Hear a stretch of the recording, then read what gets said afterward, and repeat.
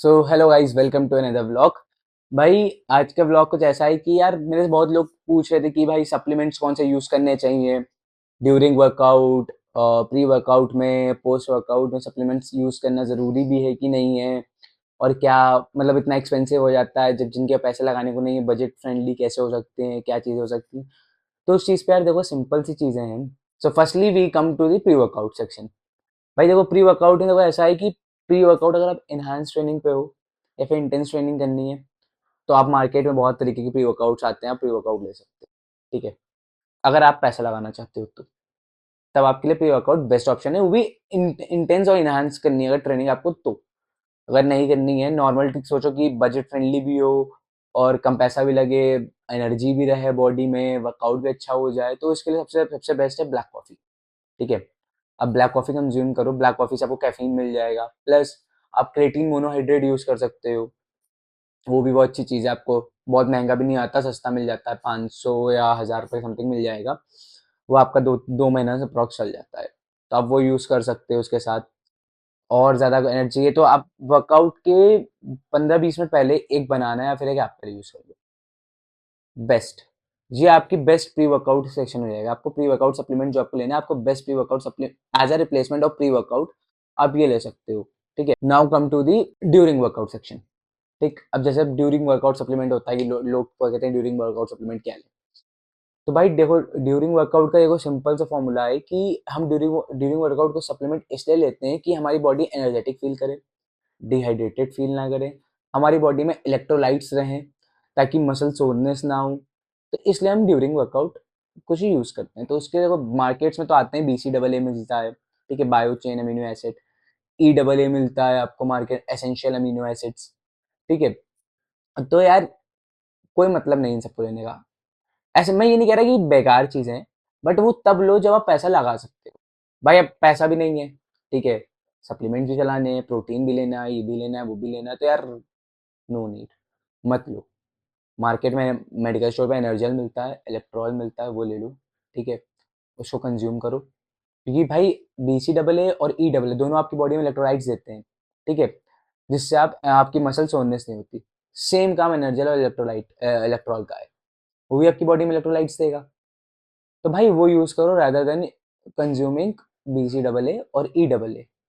ठीक, ये आपके ड्यूरिंग वर्कआउट हो गया। Now come to post workout.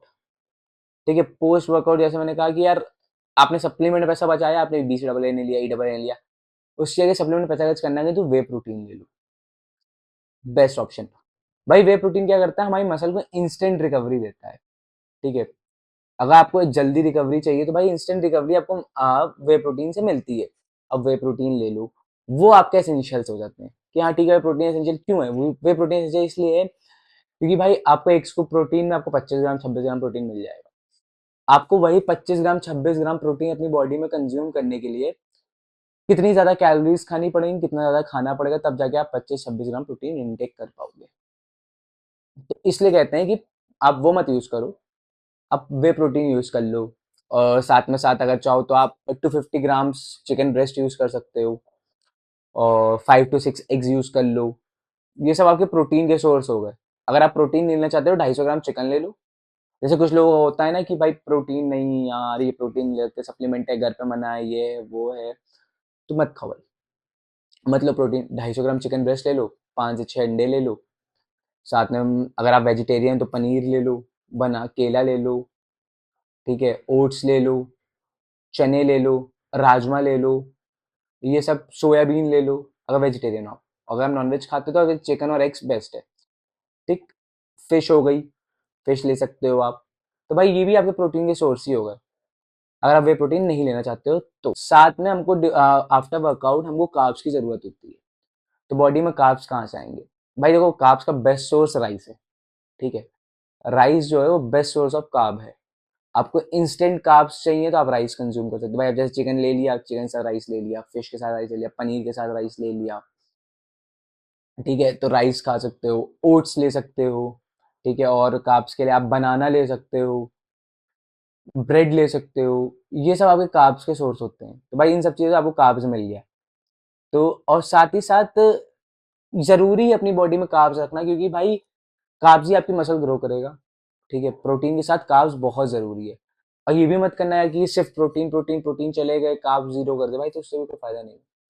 Protein रखो, बट उससे कार्ब्स भी होना ज़रूरी है, प्लस फाइबर्स भी ज़रूरी है। फाइबर्स के लिए आप सैलेड खाओ भाई, जितना सैलेड खा सकते हो उतना सैलेड खाओ। फाइबर नहीं होगा तो भी बहुत दिक्कत होती है, तो बॉडी में फाइबर्स भी बहुत ज़रूरी है, ठीक है। ये आपके हो गए पोस्ट वर्कआउट सप्लीमेंट्स या पोस्ट वर्कआउट मील। अब कम टू डेली एसेंशियल्स। भाई डेली एसेंशियल्स पे हमको मल्टी विटामिन ओमेगा 3, जिसको फिश ऑयल बोलते हैं, बहुत ज़रूरी है भाई।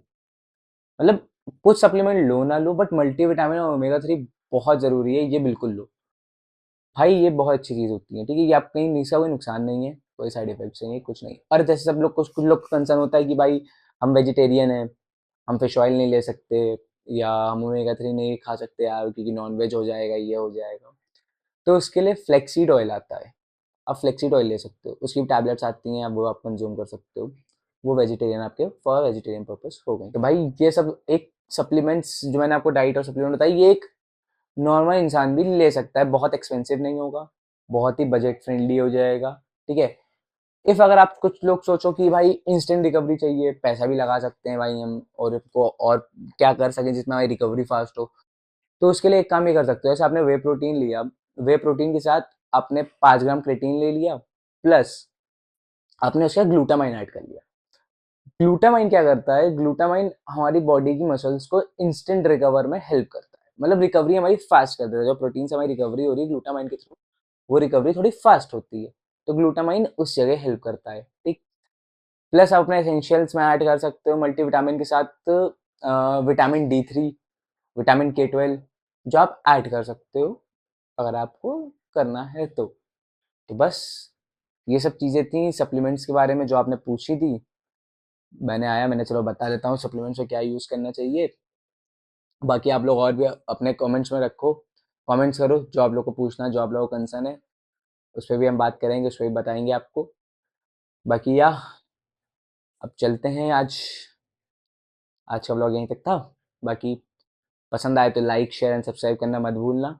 बाकी कोई भी डाउट हो भाई गाइस, तो बिल्कुल कमेंट्स में आप ड्रॉप करो, मैं वो डाउट्स आपकी क्लियर जरूर करूंगा, ठीक है।